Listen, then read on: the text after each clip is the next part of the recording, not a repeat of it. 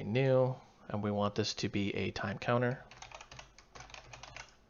And the time counter is going to actually use the display. And for the sake of time here, I'm just going to copy and paste some imports. And actually, you know what? I'm just going to go. We're going to reuse that. Get rid of these. There we go. Save me a little bit of time. And let's say we want the time counter state, which is going to be the state of the time counter. There we go. All right.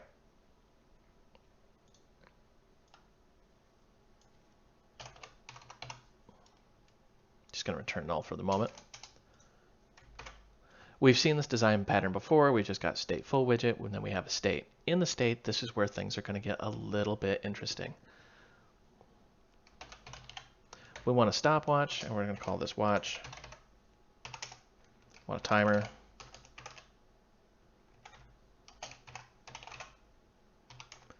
And we want a duration.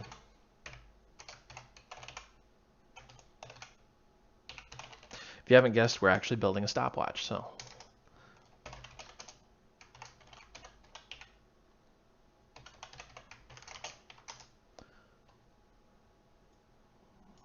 there we go. Let's grab that. And we're just going to make a couple functions here. We're going to say on start, on stop.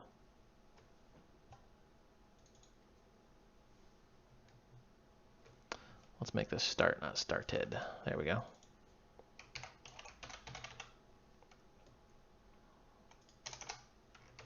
And because we have a timer, we're going to also do an on timeout.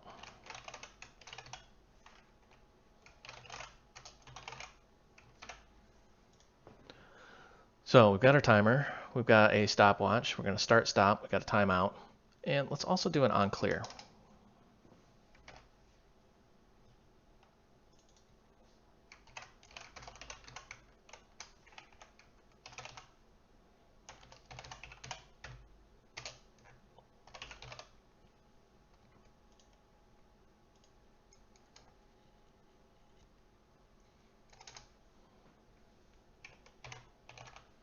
Doing an init state.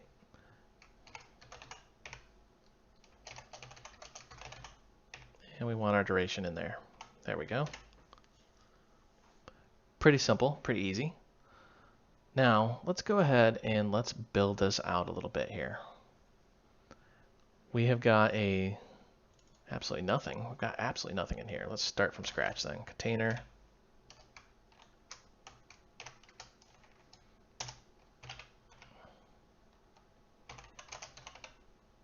We want edge insets all. Let's say 10.0. Probably help if we actually returned. There we go. And then for a child, we want a new center.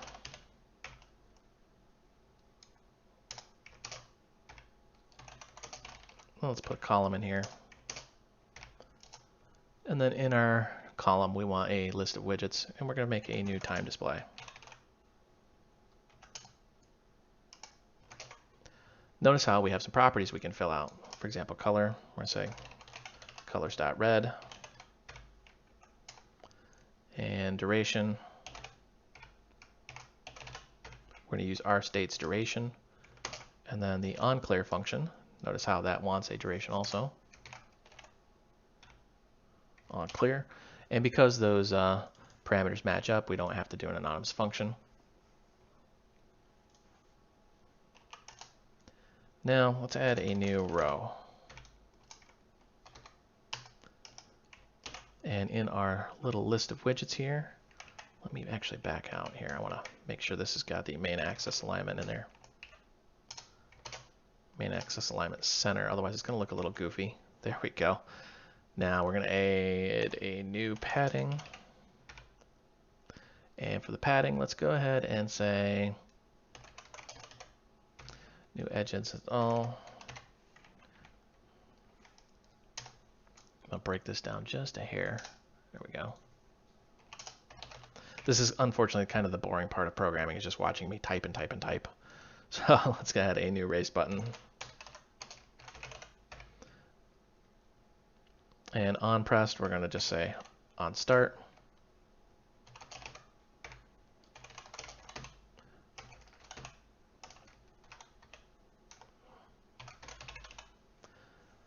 Now what we can do is we can just take this little guy and actually copy and paste him.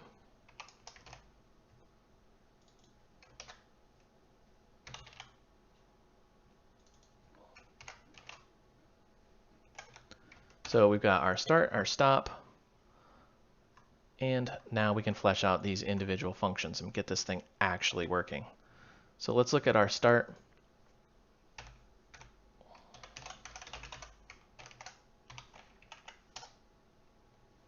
Whoops, where did that go?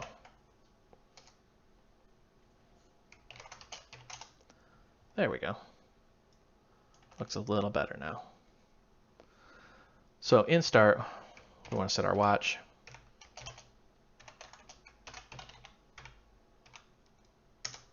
Set our timer.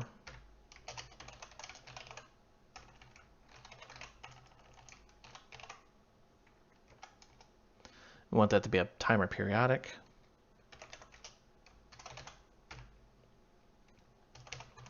And we want this to run in milliseconds. We want this to be every 250 milliseconds. You can make it faster if you want, but you are going to start probably getting into some speed issues on some of the older phones. So we want the on time out.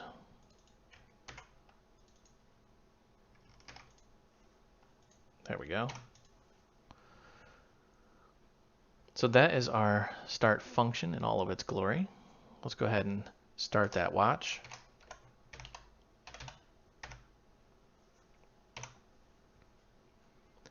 Then let's go ahead and do our stop. We're going to say timer.cancel because we want to just cancel that out. We want to stop our watch.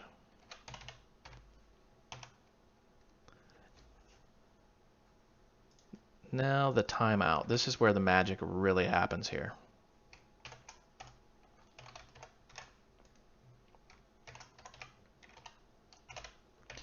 If the watch is not running, we just want to exit out of here. Otherwise, we want to set the state here.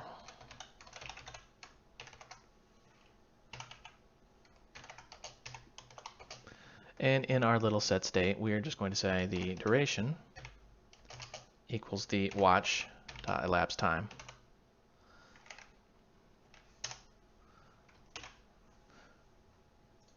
Now on clear, because this is the function that we're handing off to our timer display, we need to actually do something here.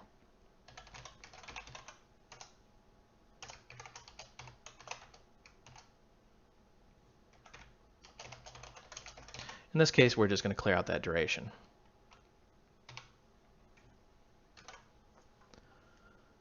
Pretty complex little bit of code. We're going to jump over into our main here.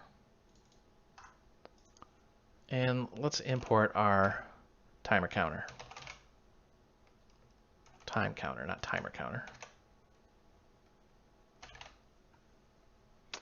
Ooh, I did misspell that, didn't I? There we go. Let's actually, can I actually rename this? Let's try it this way, although I think it's going to complain. There we go. All right, I'm going to say my stopwatch. Usually I do lowercase, that's why I was wondering if it was going to complain on me.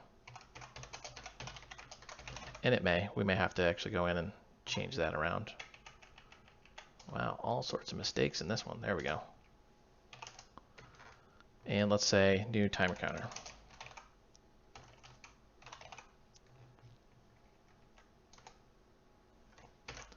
Save that. And let's actually rerun the whole thing.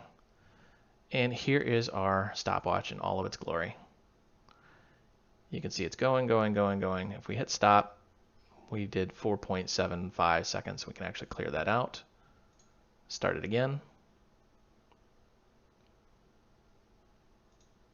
And that was 5 seconds, almost 5 seconds even. And if we start it without clearing it, you see how it just clears it out for us.